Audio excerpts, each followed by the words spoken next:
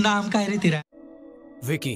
अच्छा बोलो, तुम्हारी समस्या क्या है? जिस प्यार की उसे तलाश थी वो मैं नहीं दे पाया, इसीलिए वो चली गई। पर मैं उसका प्यार हासिल करने फिर यहाँ पर आया। काय को छेड़ता रे बाबा पराई औरत को? तू काय को छेड़ता? आप तो जानती हैं, मैं ना तो प्यार समझता था ना ही उसका एहसास जानता था। लेकिन जब निकी मुझे छोड़कर गई तब मुझे प्यार का एहसास हुआ। जब उसने मुझे गले लगाकर कहा कि उसे मेरे साथ नहीं रहना, तब दर्द का भी एहसास हुआ। दिल का बड़प्पन का बात तू मेरे को मत बोल। ऐसा दर्द जो शायद सिर्फ मुझे मेरी माँ के गुजरने पर ऐसा दर्द। औरत का चक्कर बाबू भैया, औरत का चक्कर बहुत बेकार होता। मैं रो रहा हूँ। रे बाबा, ऐसा रोने का नहीं, तेरे को भूख लगा? ये तो होना ही था।